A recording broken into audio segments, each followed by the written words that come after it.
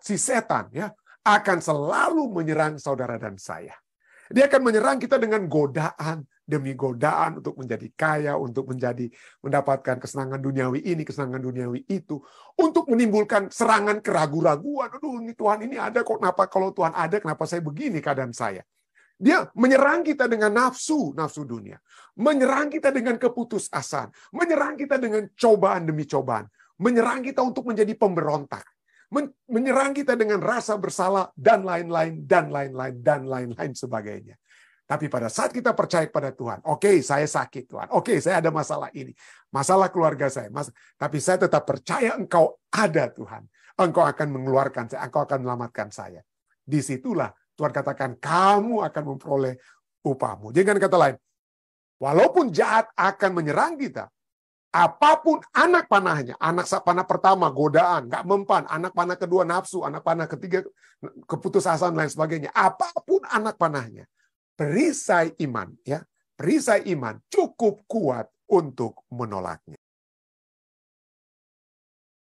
Ya, kita lihat bagaimana ini adalah senjata Allah untuk melawan serangan demi serangan setan. Apa yang setan serang? Oke, mari kita lanjutkan. Kita sudah melihat pelajaran-pelajaran yang lalu, apa itu serangan-serangan setan, dan dengan perlengkapan senjata Allah ini kita dapat bertahan. Yang pertama, yang untuk hari ini ya, kita sudah masuk ke ini yang ke kita sudah bahas 2 dan kita akan masuk ke 3, 4 kita sudah bahas 3, kita akan masuk ke 4, 5 dan 6 ini ya.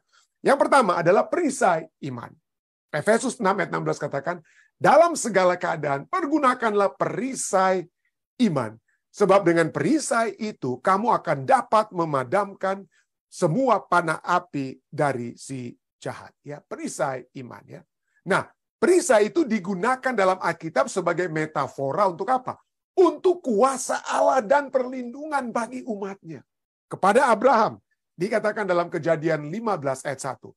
Kemudian datanglah firman Tuhan kepada Abraham dalam suatu penglihatan. Janganlah takut Abraham. Abraham jangan takut.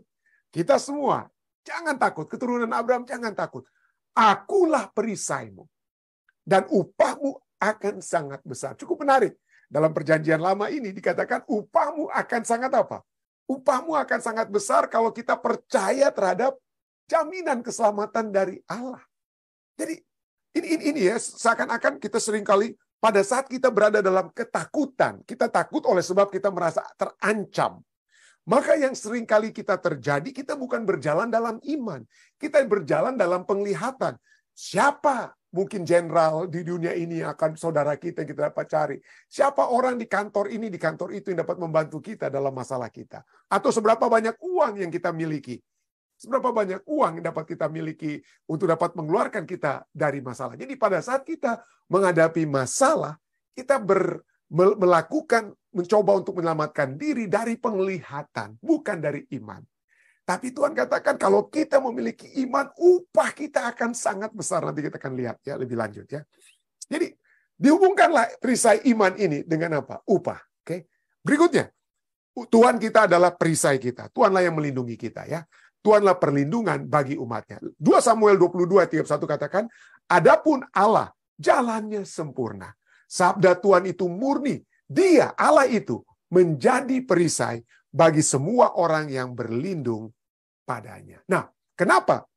Perlindungan Tuhan itu dihubungkan, perisai itu dihubungkan dengan iman. Karena seperti saya katakan tadi, kita sering kali dalam masalah-masalah dalam kehidupan, kita tidak berjalan dengan iman, kita berjalan dari penglihatan. Siapa yang akan kita kontak? Apa yang kita miliki? Jadi kita melihat segala sesuatu ya. Seperti orang pada saat mereka masuk ke air pada saat saya kecil ya. Seringkali kalau saya apa ya? Melihat ada teman-teman kok bisa mereka di pantai itu seringkali ada yang dalamnya, lalu kemudian ada lagi apa? Setelah beberapa meter dia akan apa? Ada lagi apa? Tanah yang dapat dipijak kembali. Jadi kita bisa melihat sahabat-sahabat kita itu loh, kok mereka bisa main-main di ujung sana. Itu saya pernah alami. Saya melihat sahabat-sahabat saya main di setelah, tapi begitu saya mau pergi kepada mereka, saya berjalan, loh, kok saya semakin tenggelam. Karena rupanya tanah pasir di pantai tersebut udah mulai melengkung begitu ya. Jadi saya tidak melihat di mana pijakan saya. Akhirnya saya tidak berani. Ya waktu itu saya belum tahu berenang ya. Saya tidak berani untuk terus ke depan. Kenapa?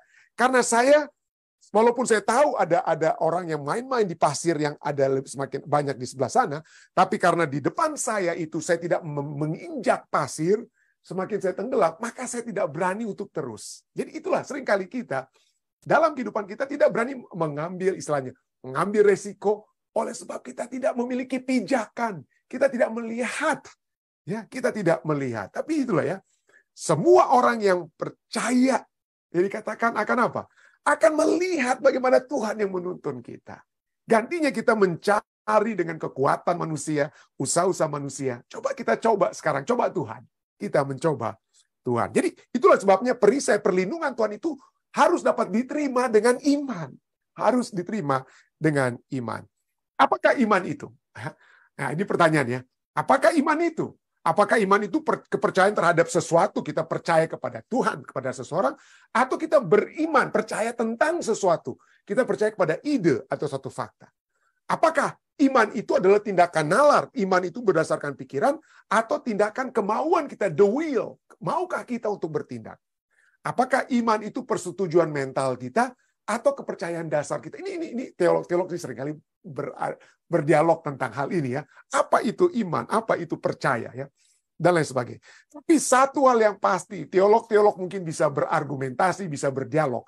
Satu hal yang pasti tentang iman adalah apa yang tertulis dalam Ibrani 11 ayat 6. Tetapi tanpa iman, tanpa keyakinan kepada Allah kita, tanpa kepercayaan kepada perlindungannya, tanpa kepercayaan kita kepadanya, kita tidak mungkin akan berkenan kepada Allah. Tanpa iman tidak mungkin orang berkenan kepada Allah. Sebab barang siapa berpaling kepada Allah, ia harus percaya bahwa Allah ada. Kalau kita mau berpaling kepada Allah, kita harus percaya Allah ada. Dan bahwa Allah memberi upah kepada Abraham, dikatakan tadi dalam Kejadian 15 ayat 1 ya. Sekarang diulangi dalam Ibrani 11 bicara tentang iman dan upah ya. Dan bahwa Allah memberi upah kepada orang yang sungguh-sungguh mencari Dia. Orang-orang yang sungguh mencari, artinya mencoba untuk bergaul dengan Allah. Jadi ada beberapa poin. Jadi beberapa poin dari Ibrani 11 ayat 6 ini. Ada beberapa poin yang penting ya. Mari kita baca ulang sebelum kita masuk poin-poinnya. Tetapi tanpa iman tidak mungkin orang berkenan kepada Allah. Sebab barang siapa berpaling kepada Allah, ia harus percaya bahwa apa? Pertama-tama keyakinannya apa? Allah itu ada. Allah itu ada. Dan bahwa Allah memberi upah kepada orang yang sungguh-sungguh mencari Dia. Artinya, poin pertama, iman itu melibatkan suatu a priori. Sebelum Anda berpikir, sebelum Anda buat apa-apa, Anda harus sadar bahwa Allah itu ada. Allah itu ada. Keberadaan Allah itu tidak untuk diperdebatkan. Keberadaan Allah itu bukan untuk didialogkan atau dieksperimentasikan. Allah ada, itu. Itu keyakinan. Allah itu ada. Bagaimana buktinya apa? Nggak perlu pikir tentang bukti itu apa. Allah itu ada. Allah itu ada. Yang kedua, iman itu mencakup kepercayaan pribadi kita kepada Allah. Kenapa? Karena Alkitab berbicara ada orang yang kurang kuat imannya. Ada orang yang lemah imannya. Ada orang yang harus dipertambahkan imannya. Jadi bicara tentang iman itu jangan kita bilang, oh kita harus begini. Semua kita anggap, oh kenapa dia nggak percaya, kenapa dia nggak begini. Kita harus melihat. Rasul Paulus, seluruh firman Tuhan berbicara, ada orang yang makan makanannya masih makanan lembek, ada yang sudah bisa makanan keras, ya. Rasul Paulus berbicara, Yesus bicara tentang murid-muridnya, imanmu itu lemah, kalau saja imanmu kuat dan lain sebagainya. Jadi iman itu adalah satu pertumbuhan yang masing-masing kita harus alami. Ya, itulah sebabnya iman itu mencakup kepercayaan pribadi kita kepada Allah. Jangan kita menghakimi atau menjadi batu sandungan kalau ada orang yang imannya masih cetek, masih kecil, mungkin gitu ya. Jangan kita tertawakan mereka. Jadi iman mencakup kepercayaan pribadi kita kepada Allah. Yang berikutnya, bahwa iman adalah alat melalui iman kita bisa mendekat kepada Allah. Kita percaya kepada Dia. Bukan melalui perbuatan atau keterampilan kita. Iman itu bukan karena kita sudah jadi dokter, saya sudah jadi pendeta di sini atau jadi misionaris, bukan.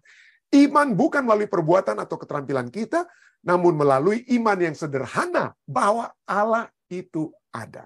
Kalau kita yakin Allah itu ada, kita memiliki iman. Ya. Yang berikutnya, keempat, iman penting untuk mengenal dan menyenangkan Allah. Ya, kita tidak memiliki pilihan cara untuk menyenangkan Dia.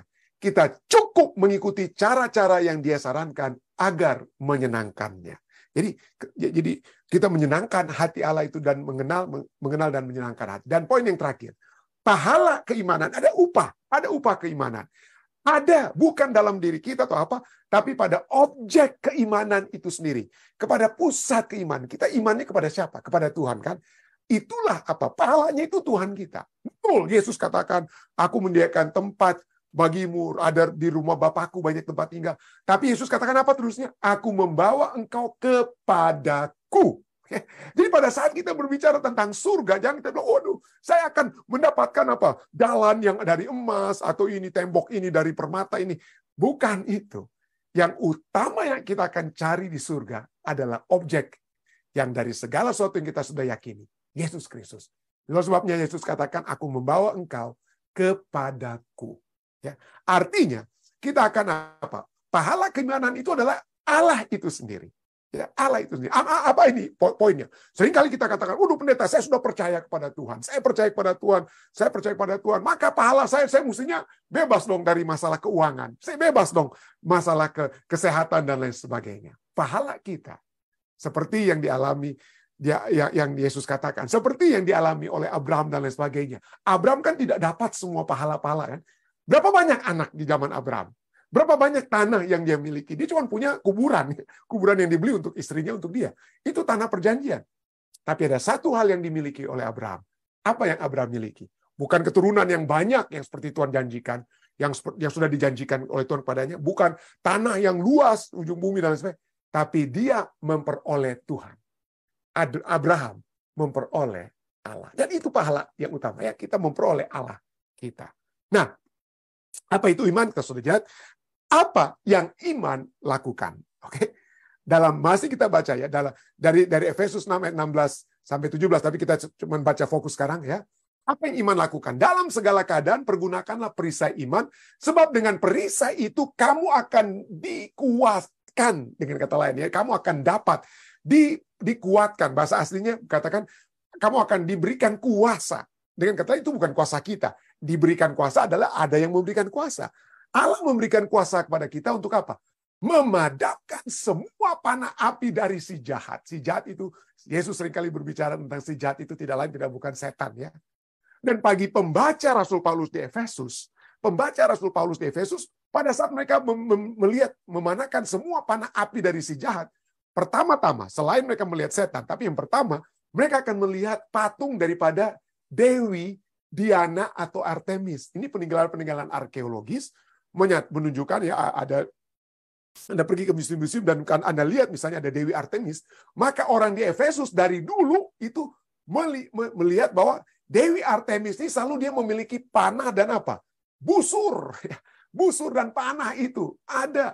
Itulah yang dengan kata lain, busur dan anak panah adalah senjata utama, senjata pilihan utama dari Dewi Artemis, Dewi utama di Efesus. Ya, itulah sebabnya penting sekali bagi orang Efesus digambarkan. Kenapa? Karena Dewi Artemis ini Dewi utama, kan? Jadi dialah yang paling berkuasa. Jadi bagi mereka, bagi Rasul Paulus bilang, oh kamu akan diserang oleh setan. Tapi kalau mereka mendapatkan gambaran, ini kamu akan diserang oleh Dewi utama Artemis. Itu yang paling ditakuti oleh orang-orang di Efesus. Itu lebih kena dalam pikiran orang-orang di Efesus. Ya. Jadi panah Dewi yang utama, panah Dewi yang paling berkuasa di Efesus tidak akan dapat mencelakakan kalian. Kalau kamu memiliki perisai iman, kalau kamu percaya ada Allah ya, yang berada di atas, ya, tidak ada ilah lain dengan tidak ada itu Allah lain, hanya ada Allah. Percaya kepada Allah, Yesus Kristus, ya, maka kamu tidak perlu takut dengan panah Dewi Artemis atau dengan konteks yang utama adalah setan, ya. Jadi dengan kata lain, si jahat, si setan, ya, akan selalu menyerang saudara dan saya. Dia akan menyerang kita dengan godaan demi godaan untuk menjadi kaya, untuk mendapatkan kesenangan duniawi ini, kesenangan duniawi itu, untuk menimbulkan serangan keraguan-raguan. Aduh, ini Tuhan ini ada kok, kenapa kalau Tuhan ada, kenapa saya begini keadaan saya? Dia menyerang kita dengan nafsu dunia, menyerang kita dengan keputusasaan, menyerang kita dengan cobaan demi cobaan, menyerang kita untuk menjadi pemberontak, menyerang kita dengan rasa bersalah, dan lain-lain, dan lain-lain, dan lain-lain sebagainya. Tapi pada saat kita percaya pada Tuhan, oke, saya sakit Tuhan, oke, saya ada masalah ini, masalah keluarga saya, tapi saya tetap percaya Engkau ada Tuhan. Engkau akan mengeluarkan saya, Engkau akan menyelamatkan saya. Disitulah Tuhan katakan, kamu akan memperoleh upahmu. Dengan kata lain, walaupun jahat akan menyerang kita, apapun anak panahnya, anak panah pertama godaan, nggak mempan, anak panah kedua nafsu, anak panah ketiga keputusasaan dan lain sebagainya, apapun anak panahnya, perisai iman, ya, perisai iman cukup kuat untuk menolaknya. Itulah sebabnya pemazmur berkata dalam Mazmur 28 ayat 7, Tuhan adalah kekuatanku, Tuhan adalah kekuatanku dan perisaiku. Kepadanya hatiku percaya, hatiku percaya. Kita tidak tahu kapan ini akan berakhir serangan, tapi coba kita lihat, kalau kita masih bisa berdoa, kita masih bisa beribadah, berarti kita belum mati. Setan dengan anak panahnya itu belum mematikan kita, ya. Kita merasa masih berada dalam perlindungan Tuhan. Itulah sebabnya Tuhan adalah kekuatanku, perisaiku, kepadanya hatiku percaya. Aku tertolong, sebab itu bersukaria hatiku, bersukacita hatiku. Dan dengan nyanyianku, aku bersyukur kepadanya. Aku bersyukur kepadanya. Itulah perisai. Yang berikutnya, helmet atau ketopong. Ya, ketopong keselamatan. Efesus 6 ayat 17 katakan, terimalah ketopong keselamatan dan pedang roh, yaitu firman Allah. Tapi fokus pertama dulu, ketopong keselamatan. Ketopong atau helmet itu alat pelindung dari bahaya. Yang melindungi kepala. Ya, yang melindungi kepala. Kenapa? Kenapa kepala? Apa arti daripada kepala ini, ya?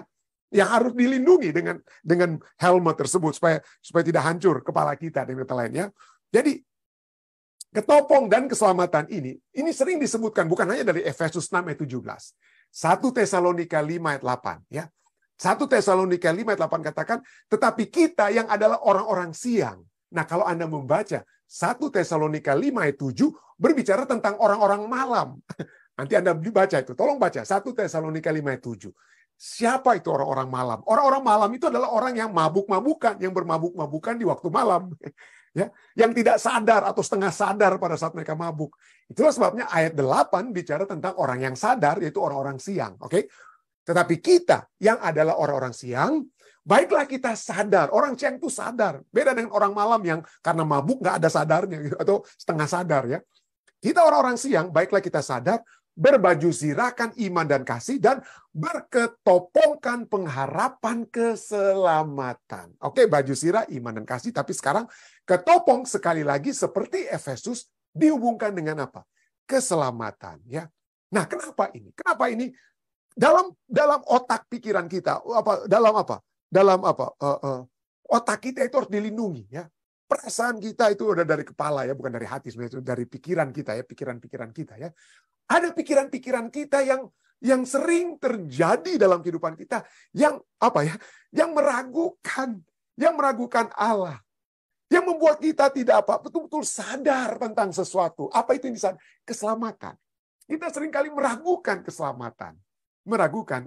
Itulah sebabnya pikiran yang merasa yakin dengan keselamatan Allah itu harus dijaga. Ya, kenapa? Karena seperti kita sering mendapatkan pertanyaan di acara ibadah kita, ya. Kita sering ada yang bertanya, ya.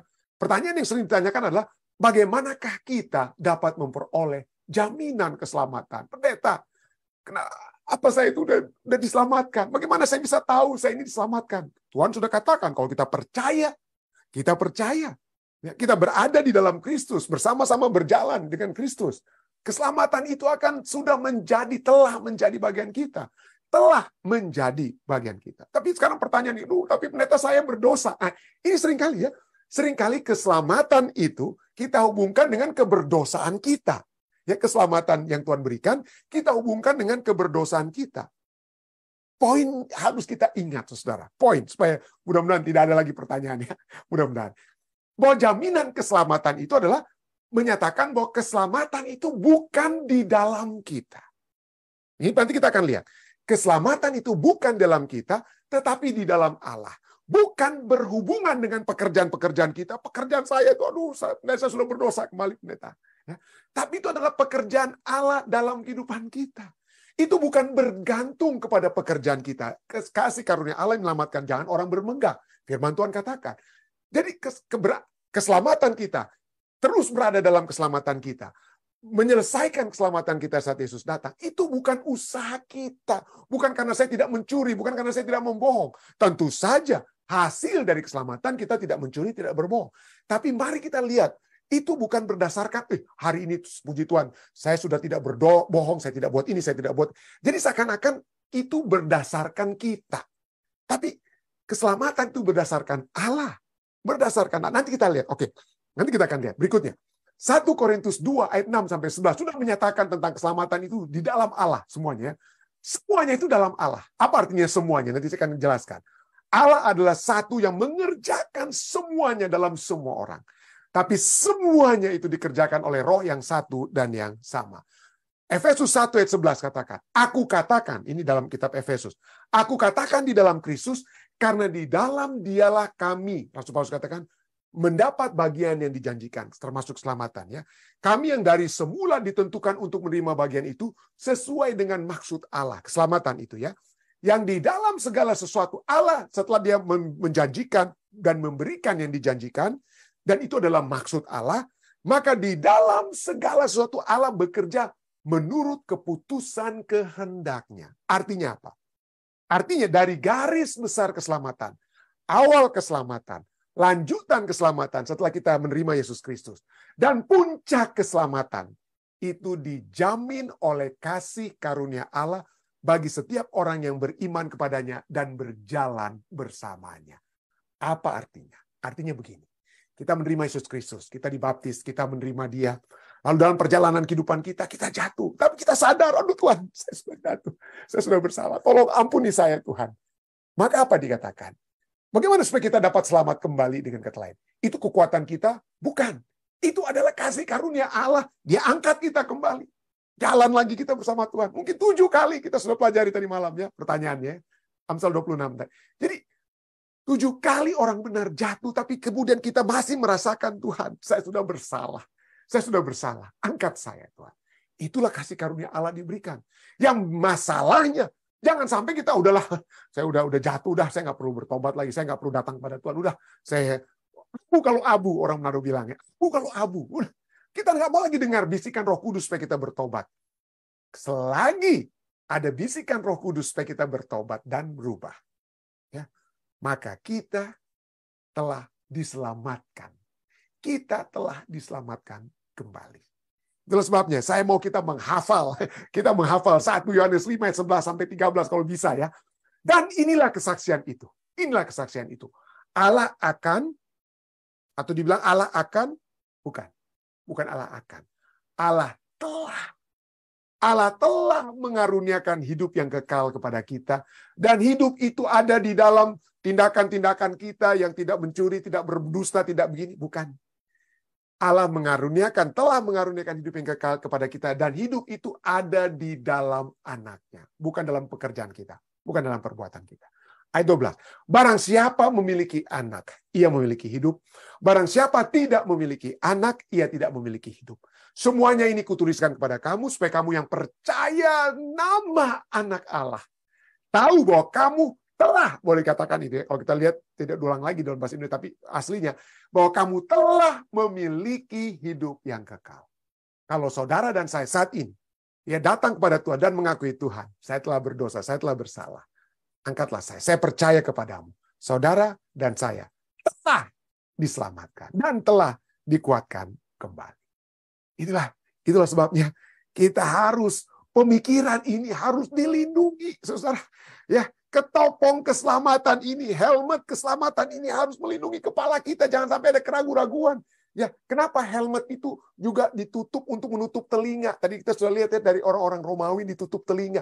Supaya kita nggak dengar bisikan setan. Aduh, dosamu itu hebat benar.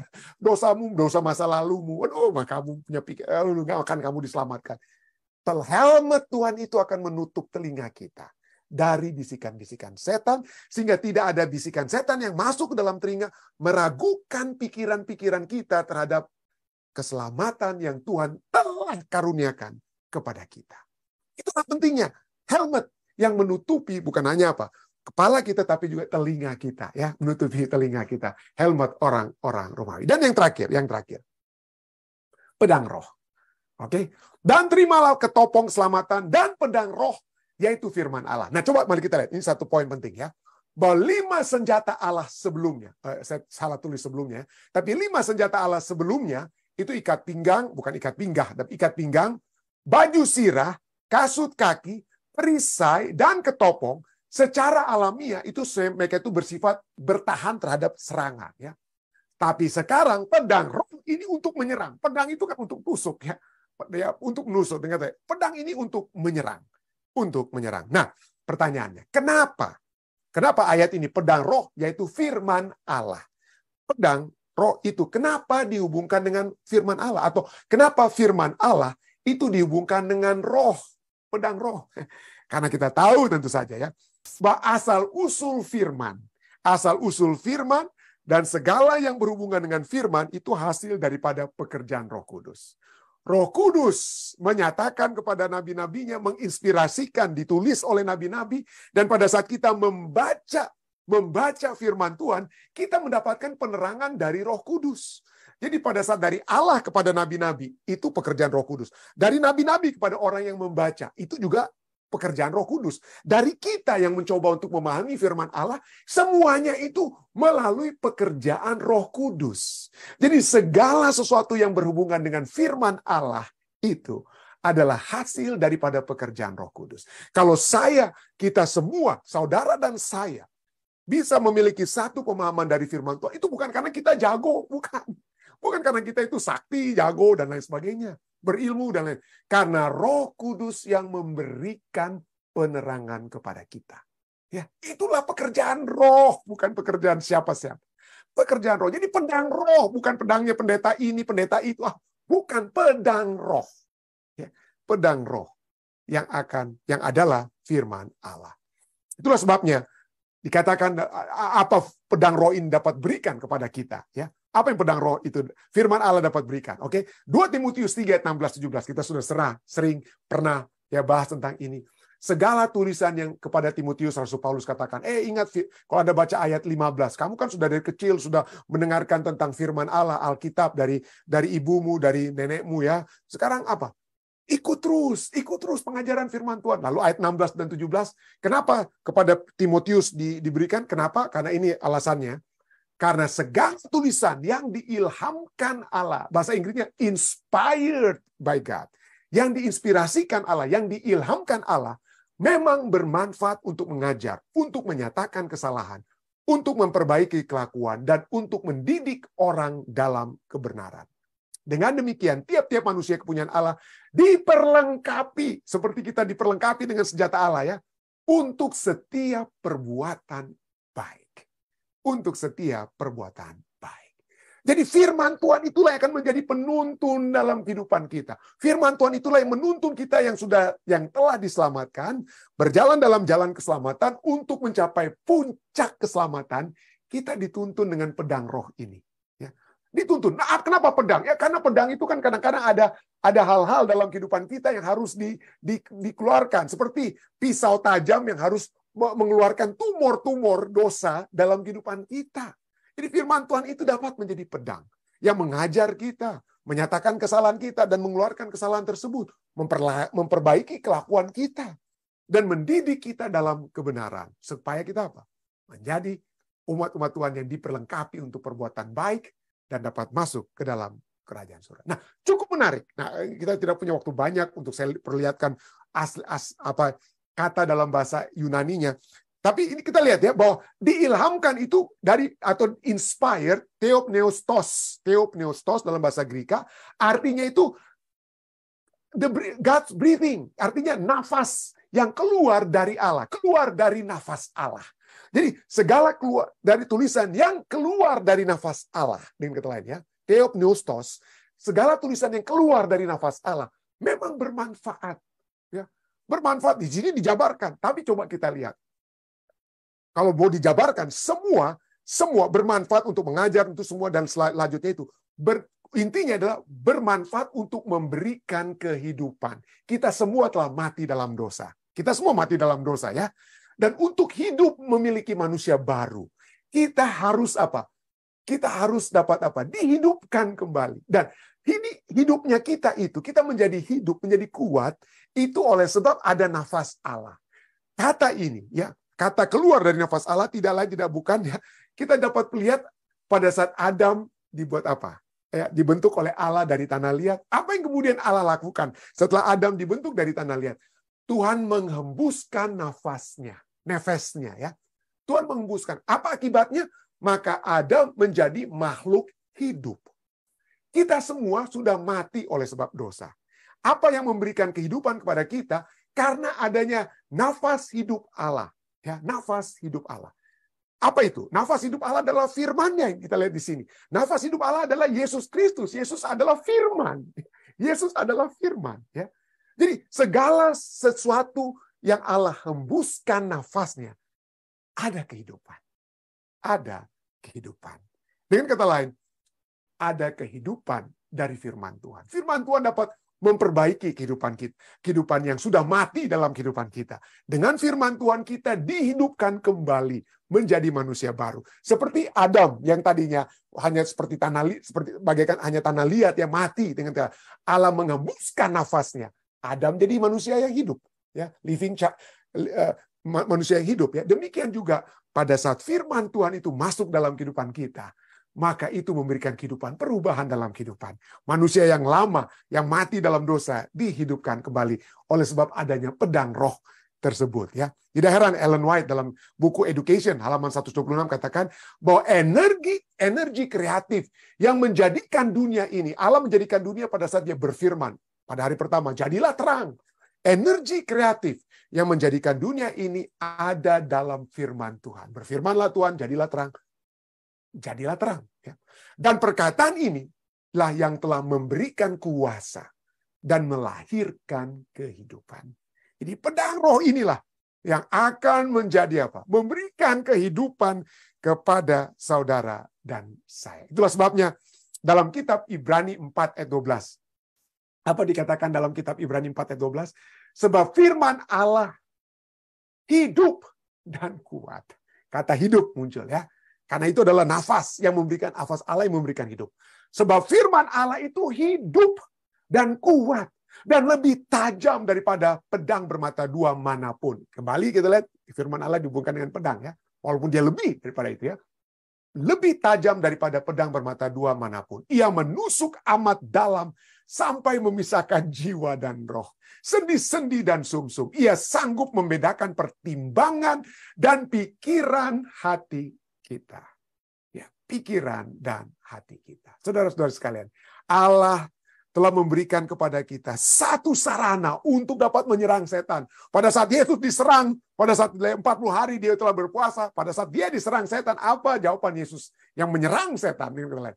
Ada tertulis. Ya, ada tertulis. Ada tertulis. Pada saat Yesus membahas itu, saya percaya pada saat Yesus dalam kelemahannya, dia dan kelaparan, ya, dia sedang membutuhkan supaya dapat hidup dengan kata lain ya, dari rasa lapar yang dialami. Pada saat dia mengucapkan firman Tuhan, dia mengucapkannya dengan kekuatan. Kenapa? Ada kuat kuasa, ada kehidupan di dalam firman Tuhan. Kiranya kita semua akan terus. Kita akan terus merasakan indahnya, merasakan kuat kuasa kehidupan dari firman Allah. Dan itu akan membawa kepada kita memiliki satu pertimbangan dan pikiran hati yang baik, yang mengarah kepada satu kehidupan yang baik. Kiranya ini dapat menjadi bagian kita semua. Saya bawa ini dalam nama Yesus.